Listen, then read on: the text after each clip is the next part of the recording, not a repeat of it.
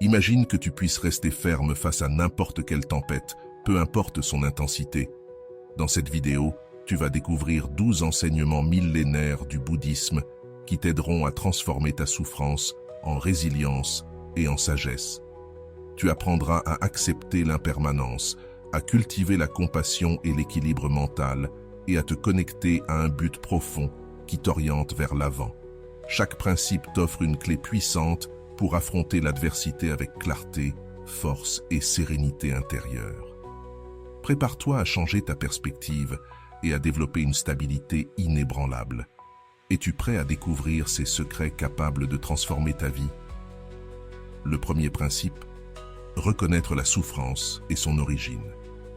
Tous, sans exception, traversons des moments difficiles, une perte, un échec, une trahison, un changement inattendu. Dans le bouddhisme, ce n'est ni étrange ni négatif. C'est simplement une partie de la vie. Le premier pas pour devenir inébranlable face à l'adversité consiste à comprendre une vérité fondamentale. La souffrance existe. Mais il ne s'agit pas de résignation ni de pessimisme. Au contraire, quand nous cessons de lutter contre cette réalité et que nous la regardons en face, nous cessons d'être des victimes. Bouddha l'a expliqué clairement. La vie inclut la souffrance, non pas parce qu'elle est cruelle, mais parce que tout change. Ce que tu aimes aujourd'hui peut disparaître demain. Ce qui te procure de la joie peut un jour être source de douleur. Mais la clé est là. La souffrance a une cause, et cette cause ne vient pas de l'extérieur, mais de nous. Ce n'est pas ce qui arrive qui nous détruit, c'est notre attachement, notre désir que les choses soient différentes, notre résistance au changement. Quand tu acceptes ce qui est, la douleur se réduit. Elle ne disparaît pas totalement, mais elle se transforme, car ce qui pèse le plus, ce n'est pas la douleur elle-même, mais la lutte pour qu'elle n'existe pas. Nous voulons que tout se déroule comme nous l'imaginons, que les autres nous traitent bien, qu'ils ne nous abandonnent pas, que la vie corresponde à nos attentes. Quand ce n'est pas le cas, nous souffrons.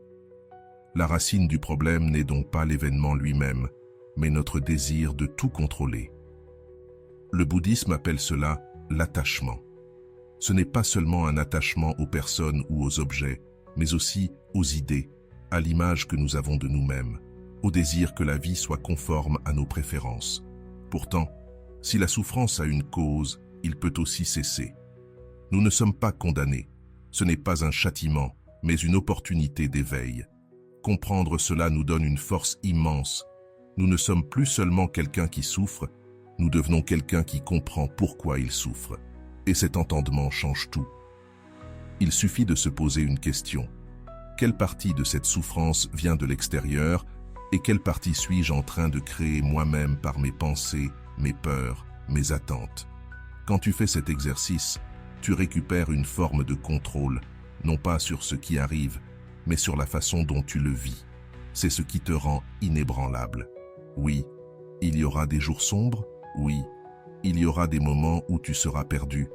Mais si tu comprends que l'origine de la souffrance peut être transformée, tu cesses de te sentir impuissant. C'est là que le véritable changement commence. Non pas en niant la douleur ou en la cachant, mais en l'écoutant, en l'observant et en te demandant « Qu'est-ce que cela est en train de m'apprendre ? Quelle partie de moi a besoin de grandir pour traverser cette épreuve différemment ?» Voilà le premier principe, reconnaître la souffrance et comprendre d'où il vient. Ce n'est pas un petit pas, c'est la fondation de tout le chemin vers une vie plus libre, plus stable et plus sage. Avant de continuer, si tu n'es pas encore abonné à ma chaîne YouTube, je t'invite à le faire dès maintenant. En t'abonnant, tu seras informé de toutes mes nouvelles vidéos, ce qui te permettra de ne rien manquer de contenu précieux. Le deuxième principe, accepter l'impermanence. Il existe une vérité qui, une fois comprise, libère de beaucoup d'angoisse. Rien ne dure pour toujours. Tout change, tout passe. Le problème, c'est que nous voulons que le bonheur reste et que la douleur disparaisse. Mais la vie ne fonctionne pas ainsi. L'impermanence est l'une des 3 caractéristiques essentielles de l'existence selon le bouddhisme. Ce n'est pas une idée abstraite, c'est visible chaque jour. Les saisons changent, le corps vieillit, Les émotions fluctuent, les gens entrent et sortent de notre vie. Quand nous n'acceptons pas cela, nous souffrons davantage. Nous voulons que notre partenaire reste toujours le même, que les moments heureux se répètent, que la vie nous garantisse une stabilité éternelle. Pourtant, même les plus belles expériences ont une fin. Et loin d'être triste, comprendre cela est libérateur. Accepter l'impermanence ne signifie pas devenir froid ou indifférent, mais vivre avec plus d'intensité et de conscience, car nous savons que tout est temporaire. Chaque étreinte, chaque conversation, chaque sourire, même chaque larme, prend une valeur unique, car nous savons que tout passe. Cela nous aide aussi à traverser les épreuves, car aucun problème n'est éternel, aucune douleur n'est définitive. Le chaos se transforme comme les saisons. Si tu cesses de nourrir ta résistance, la souffrance finit par se dissoudre. Le grand problème est que nous vivons comme si tout devait durer éternellement. Nous remettons à demain ce qui compte, nous nous accrochons aux personnes, aux choses, aux situations. Et quand elles changent, nous souffrons encore plus. Pourquoi? Parce que nous refusons de lâcher prise. Mais l'acceptation de l'impermanence apporte de la flexibilité, et cette flexibilité devient une force, comme le bambou qui se plie mais ne se brise pas. Apprendre à couler avec les changements ne te rend pas faible, mais sage. Tu cesses de lutter contre le courant et tu apprends à naviguer avec intelligence. Cela s'applique aussi à toi-même. Tu n'es plus la même personne qu'il y a 5 ans, ni même qu'hier. Tes idées, tes émotions, tes priorités changent. Comprendre cela te permet de te juger moins durement et de laisser de l'espace à ton évolution. Et naturellement, tu accordes la même compréhension aux autres. Nous souffrons souvent parce que nous voulons que les gens restent les mêmes. Mais en réalité, nous sommes tous en chemin, tout en apprenant. Accepter l'impermanence, c'est reconnaître que nous sommes en constante transformation. Ce principe ouvre aussi la porte à la compassion. Il nous permet de vivre plus légèrement, de lâcher ce qui ne nous sert plus, d'accueillir ce qui vient avec confiance. Car quoi que tu vives aujourd'hui, cela aussi passera. Le bonheur comme la douleur, la joie comme la tristesse. Accepter l'impermanence, ce n'est pas se résigner, mais avoir le courage de regarder la réalité en face et d'y trouver la paix, même au milieu du mouvement. Le troisième principe, cultiver la compassion et la bonté aimante. Lorsque nous traversons des épreuves, notre premier réflexe est souvent de nous fermer. Nous construisons des murs, nous nous protégeons, nous nous endurcissons, parfois même contre nous-mêmes. Mais le bouddhisme nous invite à faire le contraire, à ouvrir notre cœur. Non pas pour nous affaiblir, mais pour nous renforcer de l'intérieur. La compassion n'est pas de la pitié. C'est une force qui naît lorsque tu reconnais la souffrance, la tienne ou celle des autres, et que tu développes un désir sincère de l'apaiser. C'est regarder la douleur sans fuir, sans juger, sans détourner le regard. C'est être présent avec bienveillance, même quand tu n'as pas toutes les réponses. Et la compassion commence par toi-même. Tu ne peux pas offrir compréhension et soutien aux autres si tu ne te les accordes pas d'abord. Combien de fois t'es-tu parlé avec dureté? Combien de fois t'es-tu exigé d'être plus fort que tu ne l'étais, de tenir quand tu avais besoin de repos? La bonté aimante consiste à te traiter comme tu traiterais quelqu'un que tu aimes profondément. Non pas avec jugement, mais avec douceur. Te dire, c'est normal de ne pas aller bien. Je suis là pour moi. Je me donne la permission de ressentir, de me reposer, de me tromper, et à partir de là, de guérir. Quand tu apprends à te traiter avec cette amabilité, tu commences à voir les autres différemment. Parce que tu comprends que tous, absolument tous, luttent contre quelque chose. Même s'ils ne le disent pas, même s'ils ne le montrent pas, chacun porte des blessures, des peurs, des histoires. Et cette compréhension te rend plus humain, plus empathique, plus conscient. Mais attention, il ne s'agit pas de tout permettre ni de justifier le mal. C'est refuser d'ajouter de la haine à la haine. C'est ne pas laisser le ressentiment t'enfermer, car quand tu gardes du ressentiment, celui qui souffre le plus, c'est toi. La compassion ne supprime pas les limites, elle les place avec respect et non avec rancune. En temps d'adversité, Cultiver la compassion fait de toi ton meilleur allié. Elle t'offre un espace intérieur où tu peux te reposer et te relie à quelque chose de très puissant, l'interdépendance. Personne ne guérit seul. Nous avons tous besoin de soins, de présence, de mots qui apaisent, de regards qui comprennent. Et quand tu commences à offrir cela, le monde change. Tu peux débuter par un geste simple, souhaiter du bien à quelqu'un, même à un inconnu. Envoyer un message bienveillant. Te pardonner pour ce que tu ne savais pas dans le passé. Écouter sans interruption. Tout cela, c'est la compassion en action. Et plus tu la pratiques, plus elle se renforce. Ce principe est un rappel. Tu n'as pas besoin de t'endurcir pour être fort. Tu peux être ferme tout en étant compatissant. Tu peux ressentir la douleur et malgré tout, rester aimable. Tu peux être brisé et continuer à aimer. Parce que la véritable force ne consiste pas à ne rien ressentir, mais à tout ressentir, sans te perdre. Cultiver la compassion et la bonté aimante ne transforme pas seulement ta vie, mais aussi celle de ceux qui t'entourent. Dans un monde où tout le monde court, où chacun exige, offrir un peu de calme et un peu de tendresse est un acte révolutionnaire. Exercer l'attention pleine, mindfulness. Nous vivons entourés de bruit, de messages, d'écrans, de préoccupations, de tâches à accomplir. Et au milieu de tout cela, nous laissons filer l'essentiel, le moment présent. La pleine conscience, ou mindfulness, est l'art d'être ici et maintenant, avec une présence totale. Et même si cela semble simple, c'est l'un des outils les plus puissants pour rester inébranlable face à l'adversité. Combien de fois t'es-tu surpris en train de penser à quelque chose tout en faisant une autre activité? Tu te douches, mais déjà ton esprit est à la réunion de cet après-midi. Tu manges, mais tu repenses à cette conversation inconfortable d'hier. Cette déconnexion avec l'instant présent crée de l'anxiété, de la tension, une souffrance inutile. Le bouddhisme enseigne que l'esprit non entraîné saute sans cesse d'une pensée à une autre, comme un singe agité. Il revit le passé, anticipe le futur, s'accroche à ce qu'il ne peut contrôler. Dans les moments difficiles, cet esprit dispersé devient un ennemi. Il dramatise, bloque, s'enferme en boucle. La pleine conscience, elle, coupe ce cycle. Pratiquer le mindfulness, c'est t'ancrer dans le présent. C'est respirer et te rendre compte que tu respires. C'est marcher et sentir tes pas sur le sol. C'est écouter sans penser à ce que tu vas répondre. C'est manger et savourer. C'est être pleinement là où tu es. Et cela ne concerne pas uniquement les moines. Tu peux l'appliquer dans ton quotidien. En lavant la vaisselle, en conduisant, en parlant avec quelqu'un. C'est une façon de revenir à toi, de trouver un refuge dans le chaos. Parce que quand tu es présent, les choses perdent leur poids dramatique.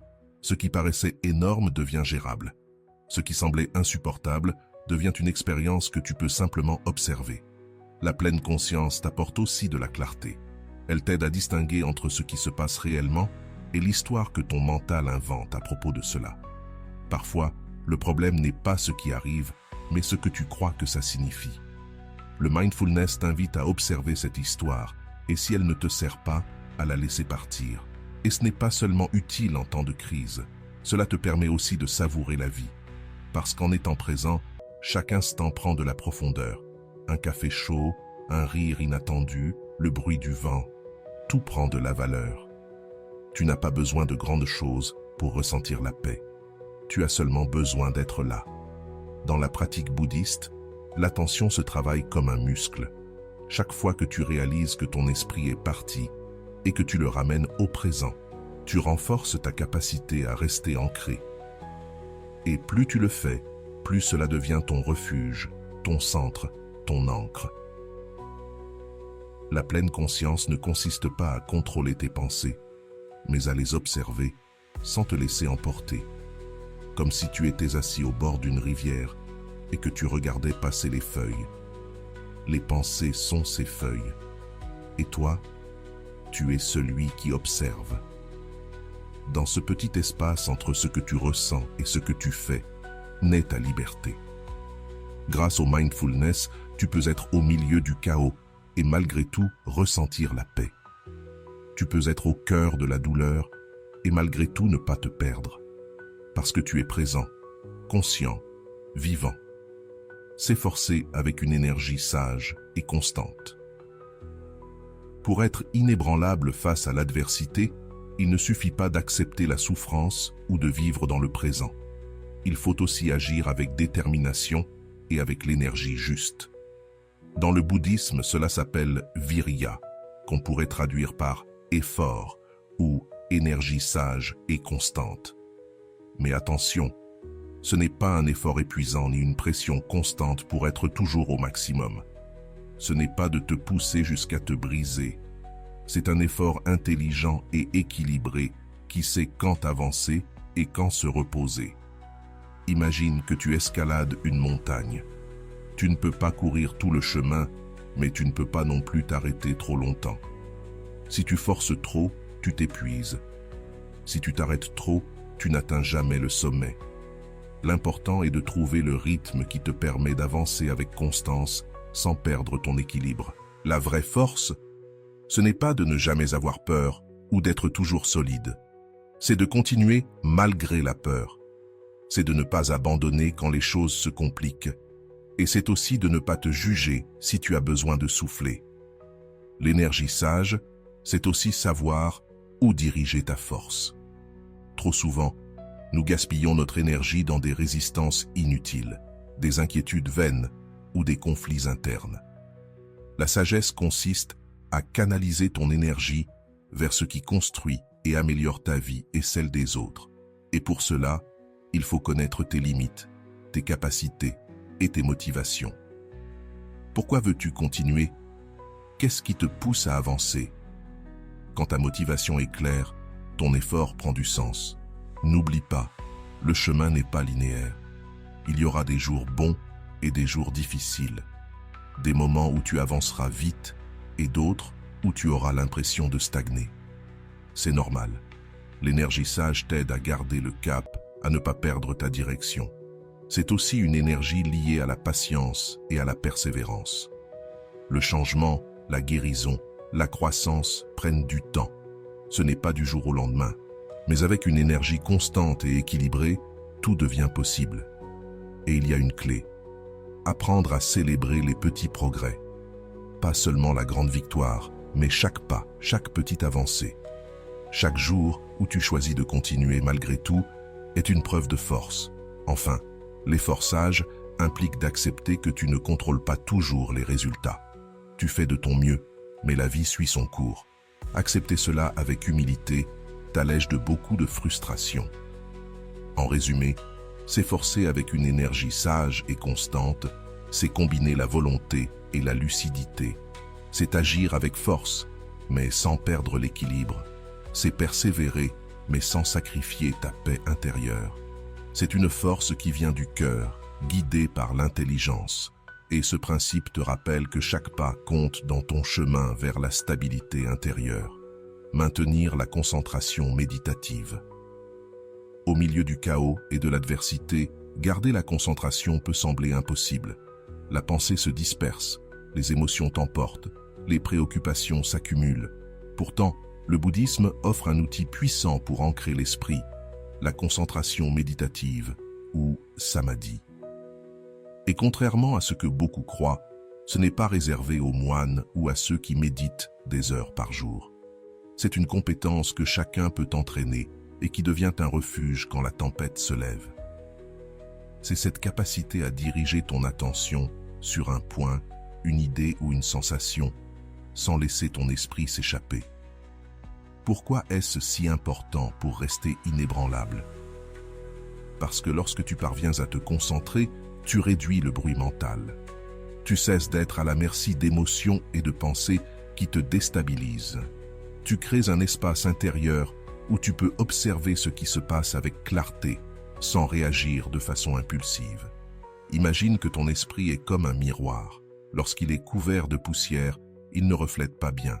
Mais une fois nettoyé, tout devient clair.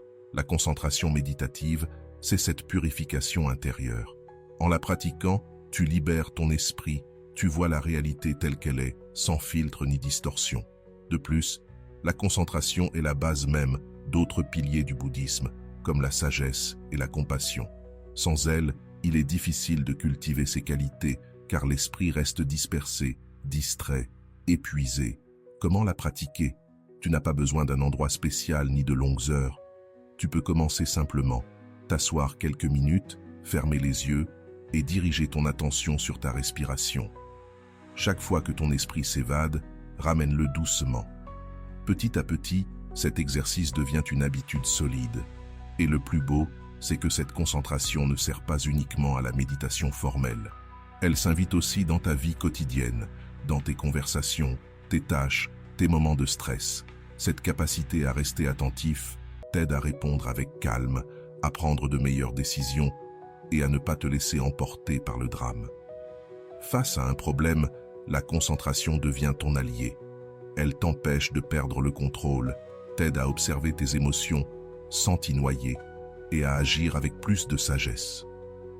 Maintenir la concentration méditative, c'est en réalité créer un refuge intérieur, un lieu sûr où tu peux toujours revenir quand tout semble chaotique à l'extérieur.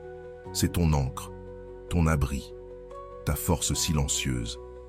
Ce principe n'est pas un luxe, mais une nécessité pour rester solide face aux tempêtes de la vie. Car quand ton esprit est centré, rien ne peut te briser facilement. Vivre avec une intention éthique et morale. Pour rester fort face à l'adversité, comprendre la souffrance ou cultiver l'esprit ne suffit pas. Il est aussi essentiel de vivre avec un sens clair de l'éthique et de la moralité. Dans le bouddhisme, on appelle cela sila, vivre avec une conduite juste, avec des intentions qui ne nuisent ni aux autres ni à toi-même. Vivre éthiquement, ce n'est pas seulement suivre des règles rigides ou éviter les ennuis. C'est créer en toi un espace de paix et de cohérence qui te protège lorsque la vie devient difficile. Quand tes actions sont alignées avec tes valeurs profondes, ton esprit se calme, ton cœur s'apaise et tes décisions prennent plus de sens. Souviens-toi de ce que tu ressens lorsque tu fais quelque chose que tu sais être juste, même si c'est difficile. Ce sentiment d'intégrité nourrit ta force et ta confiance. À l'inverse, quand tu agis contre tes principes, même si personne ne le découvre, quelque chose se brise en toi et cela ajoute du poids à ton fardeau. Ce principe te rappelle aussi que chaque acte a des conséquences. Vivre avec éthique, ce n'est pas seulement éviter de nuire directement, c'est aussi choisir de vivre avec respect pour les autres, pour toi-même et pour le monde qui t'entoure. Cette conscience élargit ta vision et te relie à quelque chose de bien plus grand que tes problèmes personnels. Vivre avec intégrité renforce aussi l'estime de soi.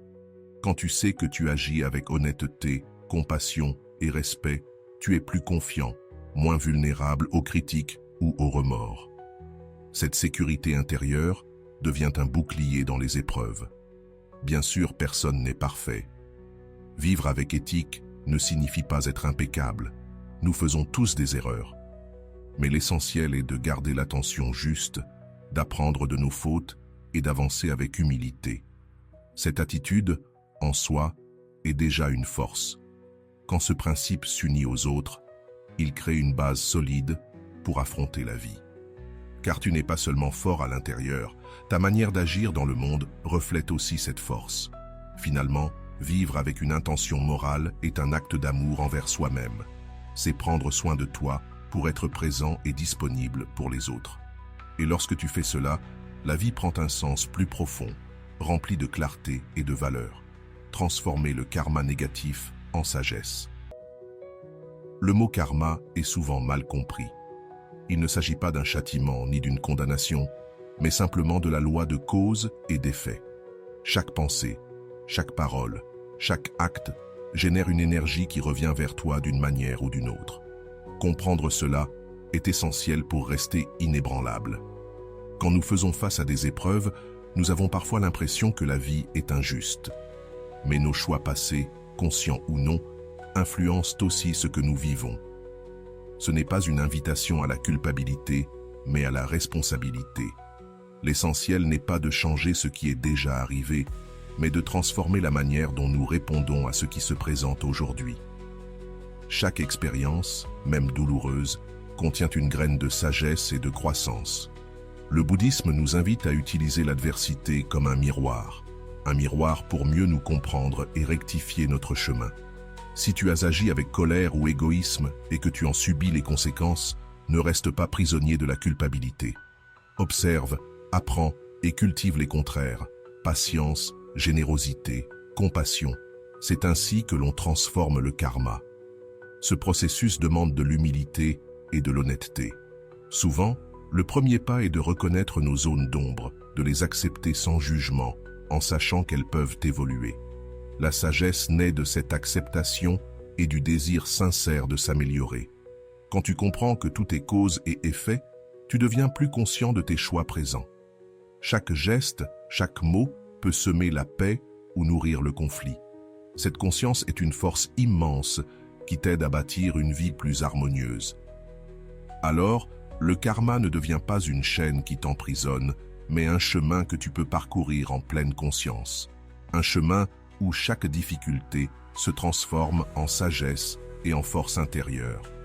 Maintenant que tu connais ces principes bouddhistes pour rester inébranlable face à l'adversité, tu tiens entre tes mains des clés précieuses pour transformer ta vie. N'oublie pas, le changement commence en toi, dans ta façon de voir et de vivre chaque instant. Si cette vidéo t'a inspiré, abonne-toi pour continuer à recevoir du contenu qui t'aide à grandir et à trouver ta stabilité intérieure. Et surtout, partage ton ressenti. Quel principe a le plus résonné en toi? Quelles expériences as-tu traversées face à l'adversité? Écris-le dans les commentaires, je serai heureux de te lire et de te répondre. Merci d'être resté jusqu'ici. On se retrouve dans la prochaine vidéo pour continuer ce chemin ensemble.